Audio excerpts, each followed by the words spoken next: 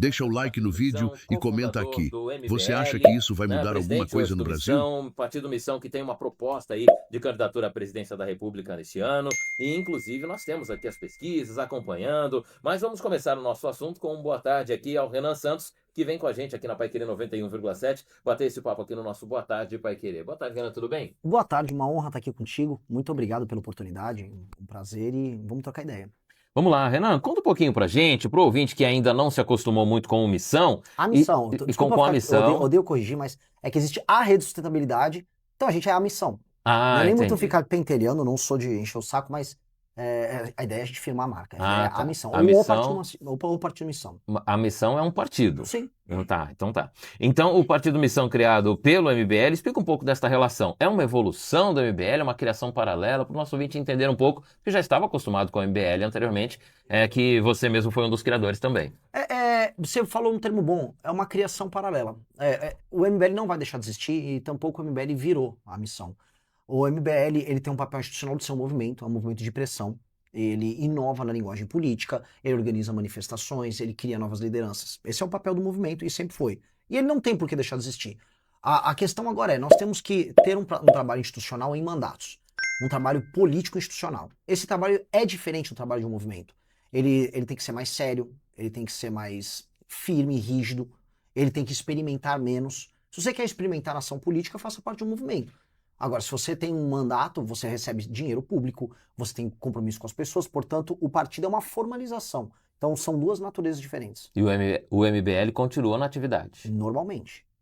O MBL foi muito marcado pela juventude, inclusive, né? Pegou uma fase que a internet trouxe muitos jovens para o entendimento político. Qual que é a posição hoje do MBL e da missão também? Continua com esse recorte?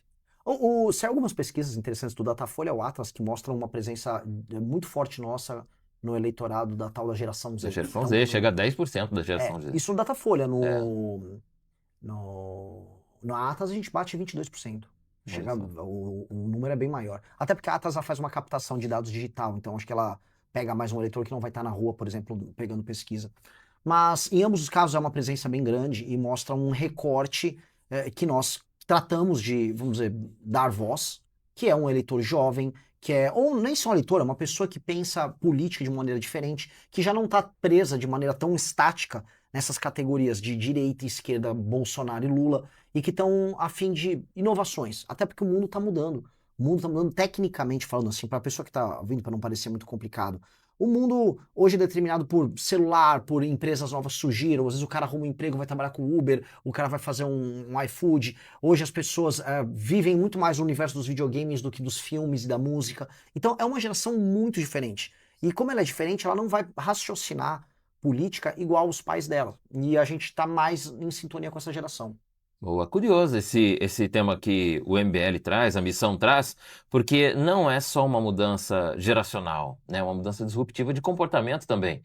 E dentro das ações da juventude, Renan, a gente percebe que tem muitos adultos com esses hábitos, né? Será que esses adultos com hábitos, por exemplo, digital, né? Com o hábito agora da nova forma de emprego e renda, com pessoas que eu estou dizendo 50 a mais, né? Você colocando no mercado de trabalho, eles sentirão chamado também para esse novo pensamento? Eu acho que sim. Eu acho que sim, e eu acho que o mundo tá ficando muito diferente e essas mudanças técnicas vão atingir todo mundo. Se um cara tinha um emprego formal, de repente o emprego dele vai desaparecer porque chegou uma tecnologia que substituiu aquilo. Ele vai ter que encarar a realidade igual um jovem vai encarar a realidade. Nesse sentido, vão ser todos irmãos, tanto no problema quanto na solução. Boa. Né? E para o Brasil, como é que você enxerga uma política macro que possa abarcar essas novas formas de emprego e renda, essa dificuldade salarial que a gente tem no Brasil de consumo, essa nova geração que chega com um pensamento diferente, e a gente tem o poder público ou as políticas públicas tão conflitantes com a tecnologia, né? O mais difícil que tem hoje é, por exemplo, pegar o aplicativo GovBR e dar certo. Ou então, É horrível, cara. você pegar qualquer forma de tecnologia, tem câmaras municipais ou assembleias legislativas querendo regulamentar Uber, Google. É um conflito grande, né? É muito maluco e faz parte de uma mentalidade nossa de sempre, o Brasil sempre desconfiou da iniciativa privada e imagina que o Estado vai resolver as coisas como num passe de mágica. Então, esse é um problema que nós temos, é um problema inclusive de cidadania, de falta de confiança uns nos outros que a gente tem, isso vem de muito tempo. Mas o fato é, o brasileiro, por ser de um lado desconfiado e por outro ser muito aberto à tecnologia, ele vive esse conflito. O brasileiro é um dos países que mais usam redes sociais no mundo, Sim. portanto, que mais cai em golpes que acontecem em redes sociais no mundo também. O brasileiro cai no tigrinho. Tem aquela senhora, acho que do Rio Grande do Sul, que ficou apaixonada por um cara que... Pelo Roberto Carlos. Ah, teve essa também, eu não sabia disso, mas teve uma teve. que apaixonou pelo Brad Pitt. Teve uma que o Elon Musk tava pedindo um Pix pra ela deu um Pix pra ele. Sim. Então, assim, o brasileiro cai nos golpes, ele confia muito nas redes sociais, ao mesmo tempo ele confia muito que o Estado vai conseguir regular. Então, o brasileiro é meio confuso, e as leis refletem isso, e, portanto, a gente meio que nunca consegue aproveitar de verdade o impulso que a tecnologia pode trazer. A gente sempre fica no meio termo, e esse meio termo causa conflito e faz com que a gente nunca ande como outros lugares. É tudo muito estranho no Brasil. No Brasil, posso explicar, lá nos Estados Unidos, os sistemas de transparência para gasto público, por exemplo, eles são muito menores do que no Brasil. No Brasil, o controle de transparência não só de mandatos, mas de câmaras legislativas e tal, é enorme. As pessoas conseguem checar. Nos Estados Unidos não é. Nos Estados Unidos é bem difícil você conseguir essas informações. Ao mesmo tempo, os Estados Unidos têm leis muito abertas para que as pessoas usem aplicativos e criem novos modelos de negócio. Aqui não.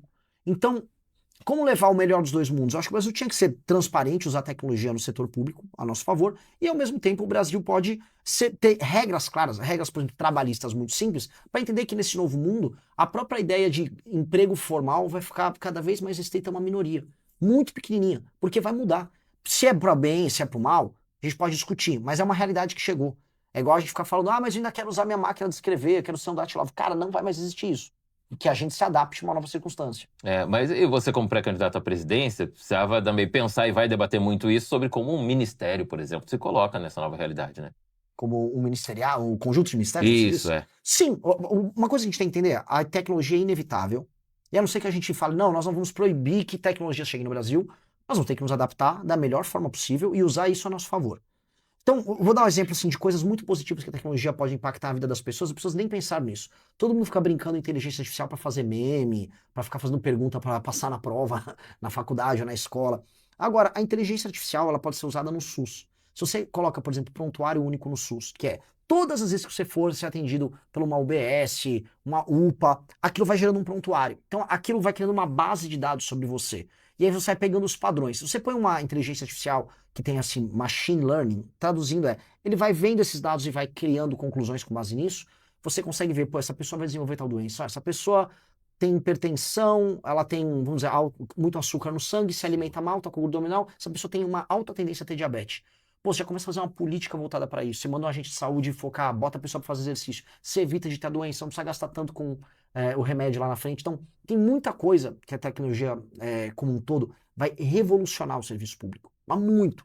Burocracia vai desaparecer, papeladas inúteis vão desaparecer, implementação de várias políticas de Estado vão diminuir, vão ficar melhores. Então, nesse ponto, se a gente for esperto, a gente vai fazer uma revolução. E mais, nesse sentido, a nossa diferença para o primeiro mundo vai diminuir.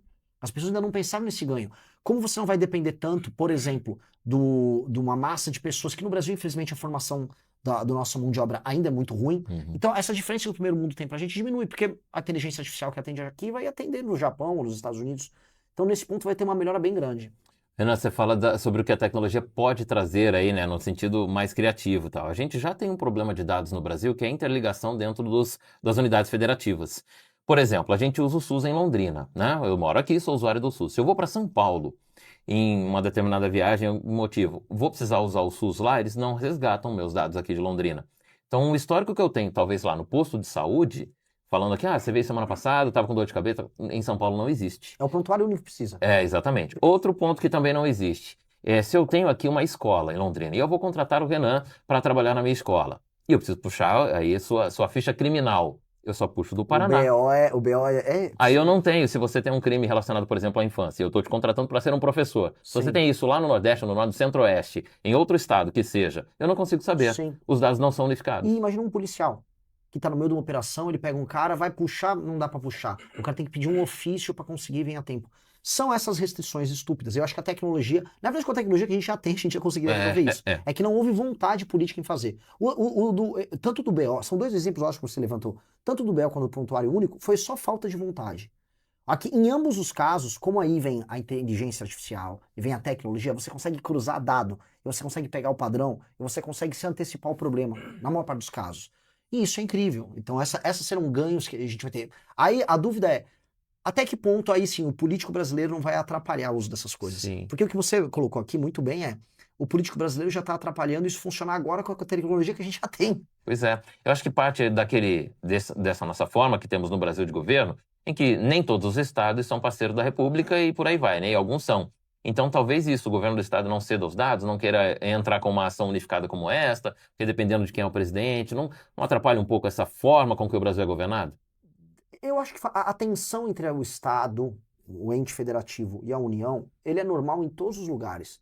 E ele tem que existir, porque tem que existir uma espécie de um balanço de poder entre essas duas coisas. Por exemplo, houve toda essa discussão agora sobre a PEC de segurança pública, se o governo federal pode ou não pode ter maior controle sobre os estados. Eu entendo que os estados, havendo uma régua em termos de legislação penal alta, em termos de punições, você pode depois ter um espaço discricionário para o estado ter legislação específica. Eu acho legal essa ideia. Entendeu? Eu acho legal que exista essa tensão e a diferença entre os estados. E eu sou desconfiado a políticas unificadas, por exemplo, com o governo federal, para ele tocar e administrar em algum momento todas as polícias. Só em casos muito excepcionais que a própria Constituição já prevê. Agora, unificar um prontuário médico e na parte de segurança, você ter acesso ao BO, eu não sei o motivo porque não quiseram, simplesmente não tem sentido. É. Agora, desculpa fazer essa interrupção, mas é bem importante. O Brasil é muito confuso nisso também. A gente trabalhou agora com a montagem do partido e o TSE trabalha com um sistema único, o que facilita muito a coleta de assinaturas. Só que alguns estados, como Pernambuco, tem um sistema paralelo. E aí você não consegue acessar, e vira uma coisa meio caótica. Então, ainda há esse tipo de problema. Se você chegou até o final, comenta missão aqui embaixo, deixa o like e se inscreve no canal para não perder os próximos vídeos. Até a próxima!